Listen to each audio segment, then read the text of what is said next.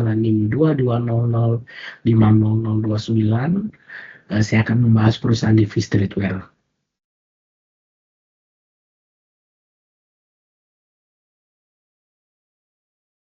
Penjelasan tentang Divi Streetwear. Divi Streetwear berdiri pada tahun 2022 sebagai respon terhadap meningkatnya antusiasme anak muda terhadap gaya hidup urban dipengaruhi oleh budaya pop, musik hip hop, dan estetika jalanan. Brand ini memulai kiprahnya secara daring melalui media sosial Instagram dan marketplace Shopee, lalu berkembang ke TikTok dan website mandiri.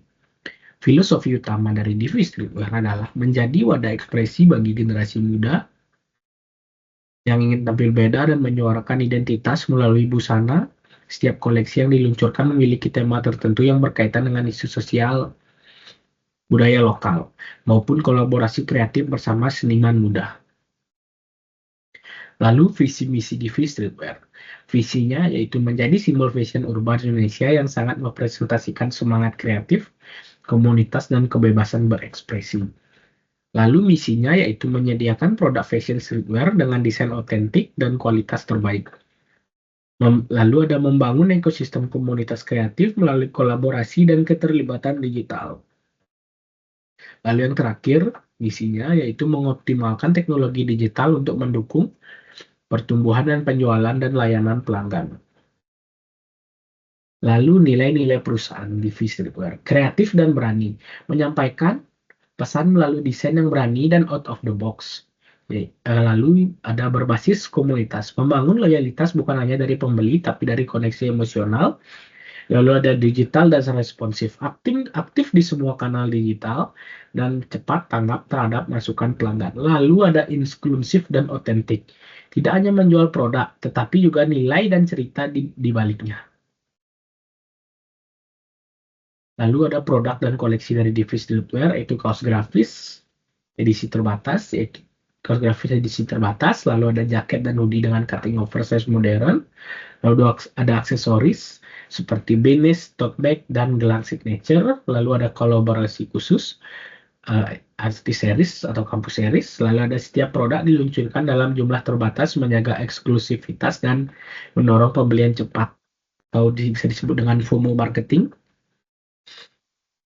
Lalu kita akan membahas BMC-nya. BMC dari Divi Streetwear. Yang pertama ada customer segment, Gen Z dan milenial usia 17-30 tahun, pecinta fashion urban dan streetwear, komunitas kreatif seperti desainer, musisi, content creator, lalu ada konsumen aktif media sosial dan marketplace. Lalu yang kedua ada value proposition, desain eksklusif dan lokal dengan cerita di balik produk, pengalaman belanja menyatu antar kanal atau disebut dengan omnichannel, kolaborasi komunitas dan artis series. Lalu ada pengemasan unik dan ramah lingkungan. Lalu yang ketiga ada channel, yaitu website resmi, Instagram Shop dan TikTok Shop. Lalu ada marketplace seperti Shopee, Tokopedia. Lalu ada WhatsApp bisnis. Lalu ada event pop-up store dan pameran komunitas. Lalu customer relationship-nya, personalized response via DM, chat, dan email.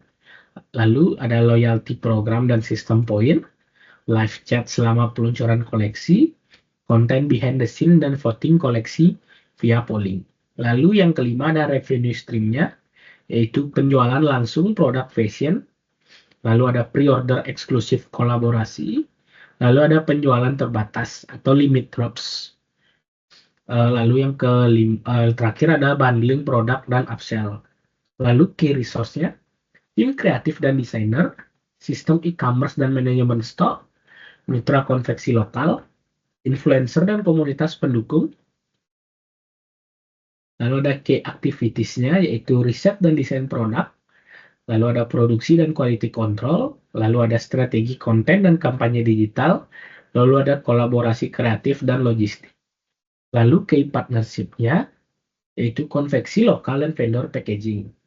Lalu ada influencer dan seniman lokal, lalu ada platform e-commerce dan payment gateway. Lalu ada komunitas kreatif kampus dan brand lain.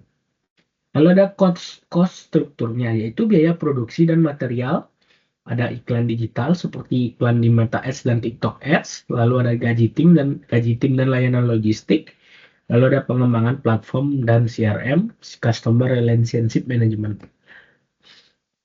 Lalu kita akan membahas SWOT-nya, yaitu yang pertama strength, desain unik dan tidak pasaran. Lalu ada respon cepat terhadap tren fashion terkini, lalu ada terintegrasi secara digital dengan berbagai platform, lalu ada basis komunitas loyal di Instagram dan TikTok. Lalu ada weakness-nya, ketergantungan tinggi pada tren dan algoritma, kapasitas produksi terbatas, manual dan skala kecil.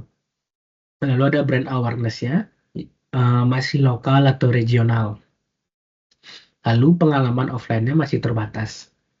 Lalu ada opportunities-nya, tren streetwear yang terus tumbuh, potensi kolaborasi dengan kreator lokal, ekspansi ke platform global, Etsy atau Amazon Handmade, aktivasi offline di kampus atau youth event. Lalu threats-nya yaitu persaingan dari brand besar dan brand luar negeri, fluktuasi harga bahan baku tekstil, lalu ada ketergantungan pada performa iklan berbayar, lalu ada resiko konten tidak menjangkau audiens target akibat perubahan algoritma. Lalu kita akan membahas Porter 5 Force-nya.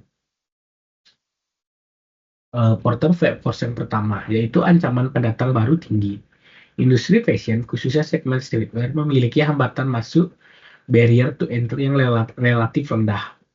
Modal awal yang dibutuhkan tidak sebesar industri lainnya, apalagi dengan hadirnya platform digital seperti Instagram, TikTok, dan Marketplace yang memungkinkan brand baru tampil dan menjual produk secara langsung ke konsumen tanpa membutuhkan toko fisik. Bahkan dengan hanya bermodal desain menarik, kolaborasi dengan konveksi lokal dan strategi pemasaran digital yang tepat, sebuah brand bisa langsung bersaing di pasar. Hal ini menjadikan ancaman dari brand-brand baru sangat tinggi. Banyaknya kompetitor baru yang terus bermunculan menuntut divisi streetwear untuk terus memperkuat diferensiasi produk melalui dari desain orisinal, filosofi brand yang kuat, hingga membangun komunitas yang loyal. Di era digital, brand tidak cukup hanya menjual baju mereka, harus menjual identitas, cerita, dan gaya hidup yang bisa dirasakan konsumen. Lalu yang kedua ada di Porter 5 Force-nya, yaitu ancaman produk substitusi tinggi. Dalam industri fashion, konsumen memiliki banyak pilihan alternatif, baik dari sisi harga maupun gaya. Produksi substitusi tinggi hanya datang dari brand lain yang menjual streetwear serupa, tetapi juga dari brand fashion fast moving yang menawarkan model kekinian dengan harga terjangkau. Lalu thrift shop atau toko pakaian bekas yang kini menjadi tren di kalangan anak muda karena dinilai lebih ramah lingkungan dan unik. Lalu ada produk impor dari luar negeri yang bisa diakses melalui e-commerce internasional. Kecuali divisi streetwear mampu menawarkan nilai tambah yang unik seperti eksklusivitas, cerita di balik desain, atau kolaborasi kreatif. Maka risiko konsumen beralih ke produk substitusi akan terus mengancam. Oleh karena itu, fokus pada value creation bukan hanya sekedar harga adalah strategi yang harus dipertahankan. Lalu yang ketiga ada di Porter 5 Force, yaitu persaingan industri sangat tinggi. Tingkat persaingan dalam industri fashion streetwear sangat ketat, baik dari brand lokal maupun internasional. Brand besar seperti Supreme, Stussy, atau yang lokal seperti Erigo, Screamers, dan Tank Insomnia terus bersaing dalam hal desain, harga, pemasaran, dan kolaborasi kreatif. Bahkan banyak brand lokal yang memanfaatkan selebriti, influencer, dan komunitas untuk memperluas jangkauan mereka. Persaingan juga diperparah dengan cepatnya siklus tren dalam fashion. Apa yang populer bulan ini bisa jadi usang dalam hitungan minggu. Maka dari itu, brand harus gesit dalam membaca tren dan cepat dalam eksekusi produk. Lebih dari sekedar menjual produk, brand juga kini bersaing dalam menciptakan pengalaman pengguna atau user experience yang menyeluruh, mulai dari kemudahan berbelanja, kualitas customer service, packaging yang menarik, hingga keterlibatan emosional di media sosial. Keunggulan kompetitif di streetwear ke depan akan sangat ditentukan oleh seberapa kuat ekosistem digital dan komunitas yang dibangun. Lalu ada quarter five yang itu yaitu daya tawar pembeli tinggi. Konsumen saat ini terutama dari kalangan Gen Z dan milenial memiliki akses luas terhadap informasi dan pilihan produk mereka, mampu membandingkan harga, kualitas, dan nilai berbagai brand hanya dalam hitungan detik. Hal ini memberi mereka daya tawar yang tinggi. Selain itu, konsumen muda sangat sadar identitas brand. Mereka tidak hanya membeli produk karena kualitas, tetapi juga karena nilai pesan yang representasi diri yang mereka lihat pada brand tersebut. Mereka ingin merasa menjadi bagian dari sesuatu yang lebih besar, komunitas, gerakan, atau budaya. Kekuatan konsumen juga semakin besar karena peran mereka dalam mempengaruhi orang lain, baik melalui user-generate content, review, atau testimoni di media sosial. Konten yang mereka buat bisa meningkatkan atau merusak citra sebuah brand. Oleh karena itu, membangun hubungan otentik, responsif, dan konsisten dengan konsumen menjadi krusial bagi keberlangsungan divisi streetwear. Lalu yang terakhir ada daya tawar pemasok.